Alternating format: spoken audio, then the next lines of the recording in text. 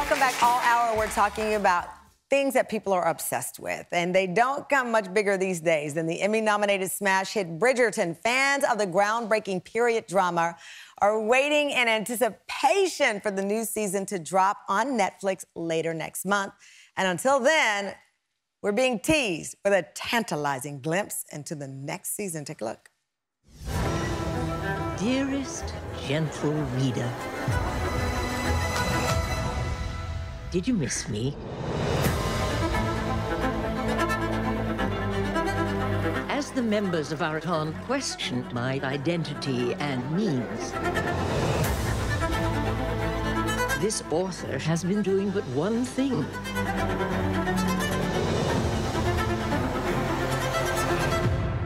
Honing my skills.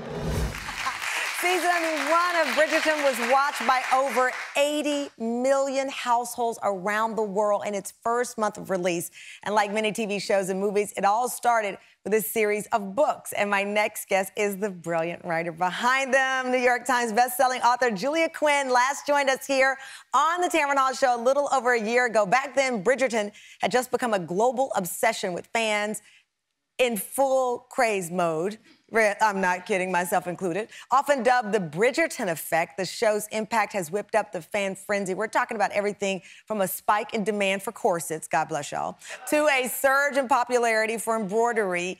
Even interior design trends have taken hold. I'm hearing that there's a new Bridgerton-inspired dating show about to hit network TV. It's wild. So it's no surprise that hashtag Bridgerton now has 8.7 billion TikTok views. Season 2 of the show is based on Julia's book, The Viscount Who Loved Me, which is the second title in her Bridgerton series. And now she's back with the TFM for a second visit. Please welcome Julia Quinn. Welcome back to the show. Thank you for having me. The first thing I had to do, Julia, my friend, is Google or have my executive producer, Kiana, Google a Viscount. I was like, what's a Viscount, Kiana? I mean, could you have imagined, you've got people Googling what a Viscount is, you've got people on TikTok dedicating everything, and a surge in corsets being purchased all because of a book you wrote. You know, it's just, it continues to be surreal and bonkers. It really does. You know, my husband, he's a doctor of infectious diseases. So this has been a really rough year for him with COVID. And, you know, he'd be exhausted and just, you know, whipped from taking care of all these patients. He'd come home and he would say, well, what's new in Bridgerton land? And I'd answer, oh my gosh, you know, we're getting translated in Arabic. Oh my gosh, think Stephen Colbert mentioned me. And, you know, it's just, it's awesome. It is awesome. So the new trailer for season 2 recently dropped. What was your reaction when you, I mean, you still consult on the show, so you're intimately involved in the show. But this trailer, my heart is racing. Did yours race too? It did. You know, I consult, but I don't really have anything to do with the making of trailers. So, you know, and then you hear Julie Andrews' voice when she says, you know, did you miss me? All I could think was, yes. Yes, I did. People are crediting you and the series with the return of the romance novel. Well, the thing is, the romance novel never went anywhere. I think it's just that Bridgerton, the Netflix show, is helping make them cool again. Suddenly people don't feel they have to hide them. I think that's true. You know, you don't have to hide it. You can wear it really on your book sleeve. See, it says Netflix right there in front of us. I'll tell you what, but I think that, and we talked openly about this, the diversity of the cast, which was something that, as you say, you don't take credit for, but you support it fully, having this multicultural interpretation of the book that you'd written. Yeah, I realized that my overwhelming feeling about the whole thing is gratitude. And it's gratitude toward the people at Shondaland and Netflix who put together this production for enlarging and diversifying the world that I created in this way. You know, writing a novel is a very solitary thing. I can only bring to it my own imagination, my lived experience.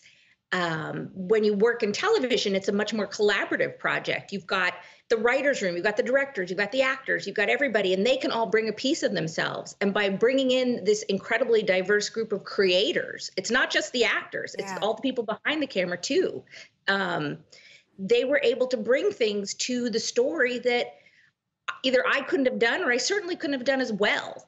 Well, I think it's beautiful because you've collaborated with them, but you did not lose your intention in your book in that process. It still feels like your book. It's just the complexion and the background of the characters is not what you'd written or what people expected, but it still blends so beautifully. It really does. I think that season 1 and soon to be season 2 of Bridgerton should be like a master class in how to adapt a book.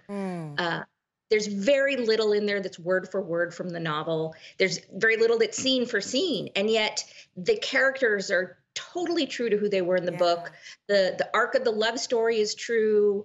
It's really amazing how they've done it. I'm in awe. I am in awe, too. Coming up, I want to know the most shocking thing that's happened since this has become an obsession. And Bridgerton is around the corner, season 2. Julia will give us some scoop, hopefully, on what she's learned walking around the set up next.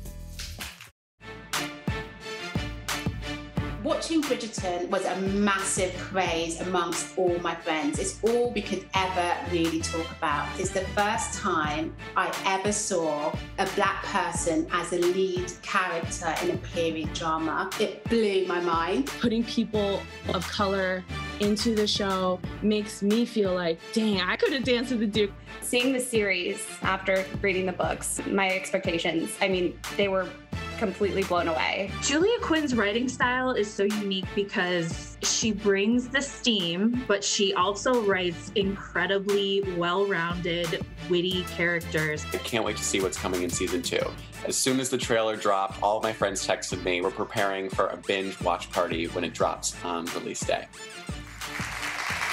Welcome back. Those were fans of the hit TV show and the book series Bridgerton. The Netflix show sparked a worldwide craze, but it all started, of course, with the release of the series created by Julia Quinn. Julia, what's been the most surprising, shocking? I want you to just knock my socks off with something that you may not have told anyone else that fans have said or reacted to in the content. I think the craziest thing for me was when I think it was NFL Total Access Live did their own spoof with Lady Whistle Blown. And oh, it was unbelievable. And she was narrating the draft where all these guys out there they were like the debutantes. So all these football players, oh my gosh, it was hysterical. I never thought it would be culturally relevant to the NFL. It was the funniest thing I've ever seen. I love it because I know how long of an arc, from creating the book to where it is now, this phenomenon this was. It wasn't an overnight blink of the eye, as people might think, for you and this journey. And that's what's so critical when we spoke with you about the series is that people suddenly thought, oh, wow, she was a success overnight, and that wasn't the case. No, I wrote The Duke and I, which was what the first season of Bridgerton was based on in 1998. It was released in January 2000. So my book's old enough to legally drink in the United States. I love that. Okay, I got to ask you, when it was announced that Regé-Jean Page, who played Simon, the Duke of Hastings, would not be returning, were you as shocked as the rest of us? I had a heads up. I knew. The show is based on a series of romance novels. You have a different set of leads with every book. And so he was never going to be the lead of season 2. And he signed a 1-year contract or 1-season contract. So I don't know. But, I'm still holding out hope that he's going to be James Bond. But I have no inside information. I don't want to step into that. Well, season 2, as we know, focuses on the eldest Bridgerton son, Lord Anthony Bridgerton, and his mission to find a suitable wife.